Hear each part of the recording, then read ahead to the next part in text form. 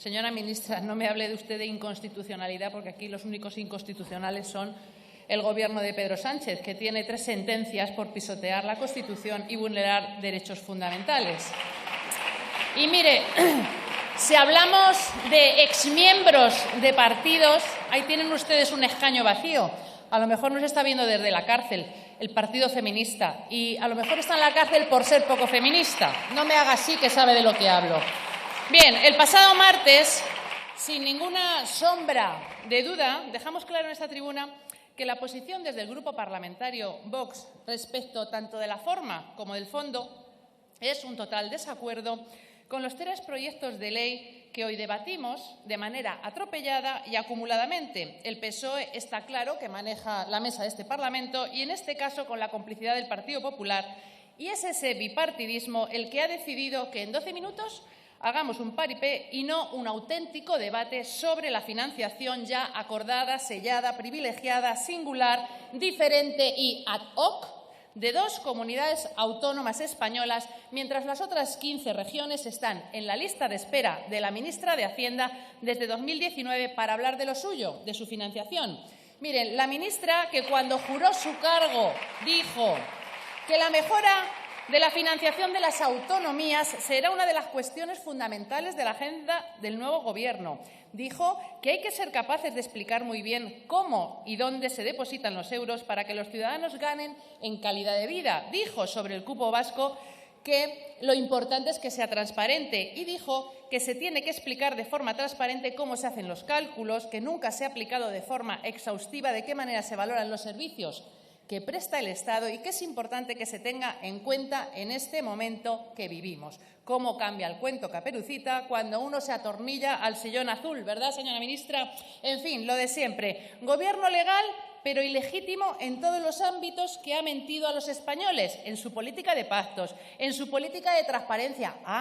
Y en su política de no subiremos los impuestos a las clases medias y a las clases trabajadoras, porque, señora ministra, dígame por qué estamos aquí hoy debatiendo la modificación del Convenio Navarro y el Concierto Vasco. ¿Por hobby? No, porque ustedes han creado nuevos impuestos para los españoles y tienen que regular su recaudación para las comunidades vasca y navarra. ¿Y a quién han subido los impuestos? A todos los ciudadanos, también a las clases populares. O dígame, ¿quién paga el impuesto al plástico? Usted sabe que solamente con ese impuesto a los plásticos va a recaudar 690 millones de euros, que será mucho más que lo que dejará de recaudar por la bajada temporal del IVA, que serán 630 millones. Por tanto, aquí Hacienda siempre gana. ¿Y quién pierde? Los de siempre, los españoles más humildes. Miren, nosotros amamos, admiramos, nos sentimos orgullosos de la diversidad cultural, artística, patrimonial, gastronómica, lingüística, paisajística, de todos y cada uno de los rincones de España. Una diversidad que nos enriquece y por ello albergamos ese sentimiento de pertenencia a algo más grande y que cohesiona esa diversidad, que es nuestra nación, nuestra patria y España. Así que miren, desde el Grupo Parlamentario Vox partimos de un principio consagrado en nuestra Constitución. Para nosotros, todos los españoles son iguales ante la ley, por tanto, atendiendo ese derecho fundamental y principio constitucional, ninguna norma, ningún acuerdo y ningún convenio puede vulnerar dicho principio.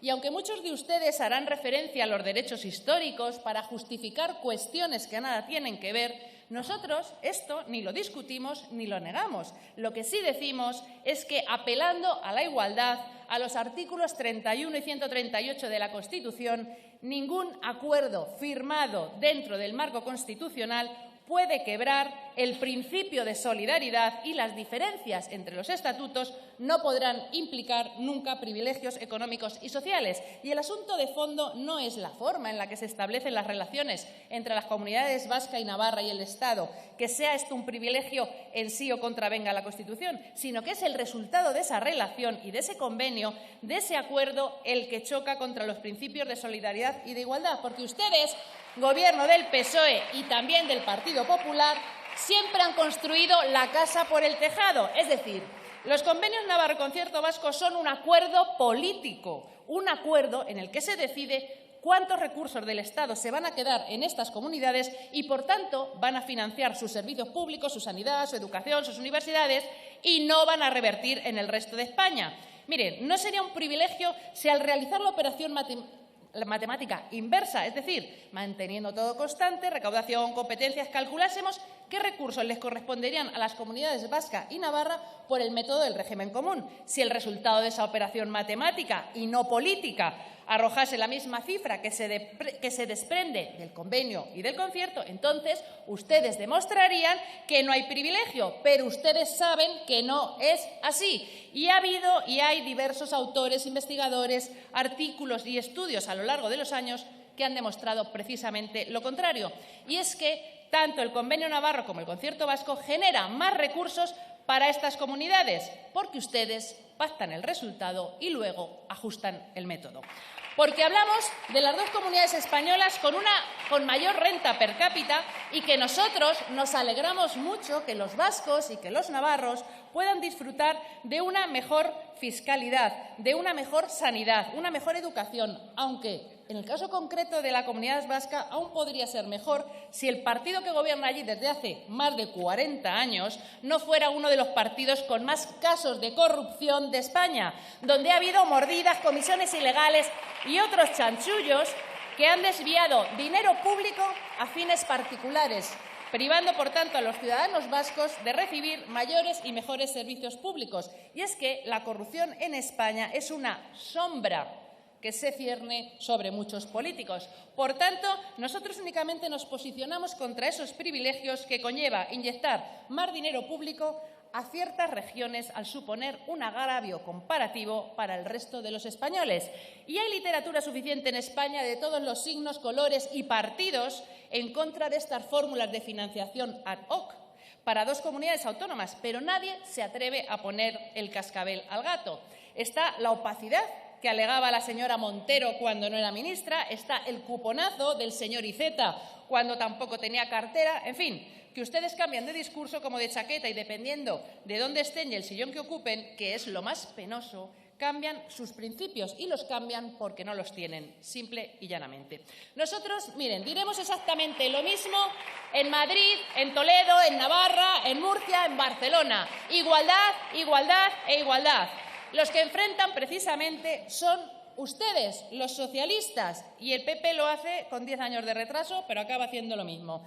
Enfrentan regiones de España en una lucha abierta por el agua, enfrentan regiones con el dumping fiscal, enfrentan hombres con mujeres, enfrentan personas LGTBI con heteros, enfrentan trabajadores con empresarios, ricos con pobres, arriba y abajo, y los enfrentan porque en su ADN, su esencia y su razón de ser proviene de la lucha, del enfrentamiento y del revanchismo.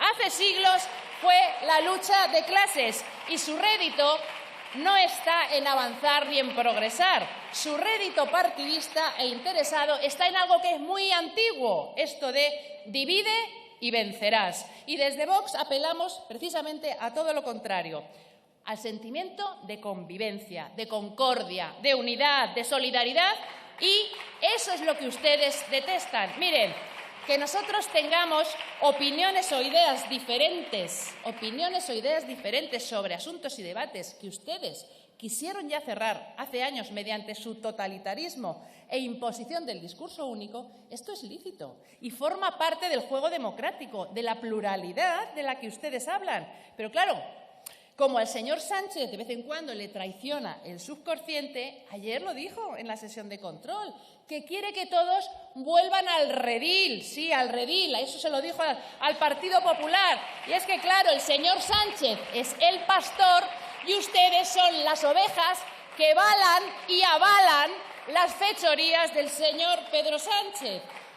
Sus fechorías continuas contra los españoles, contra los más débiles, contra las mujeres y a favor de los delincuentes. Y con nosotros saben que no van a contar porque no somos rebaño de ningún pastor. Hemos venido única y exclusivamente a servir a los españoles.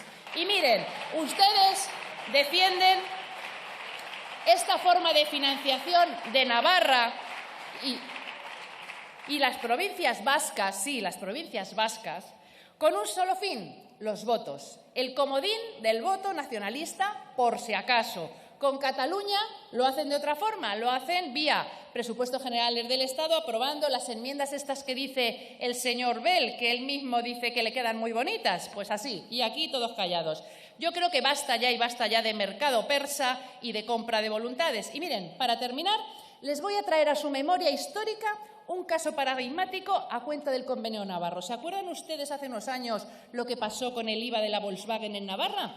Allí se recaudaba el IVA por la Hacienda Foral a cuenta de la venta de vehículos que hacía la Volkswagen a una filial que tenía su domicilio fiscal en Barcelona. Esta filial era la que exportaba los vehículos a la Unión Europea y a otros países. En este triángulo, quien recaudaba era la Hacienda Foral de Navarra. Pero luego, quien solicitaba la devolución del IVA era esa sociedad filial ubicada en Barcelona. ¿Y a quién le solicitaba la devolución? ¡Oh, sorpresa! A la agencia tributaria, ¿verdad?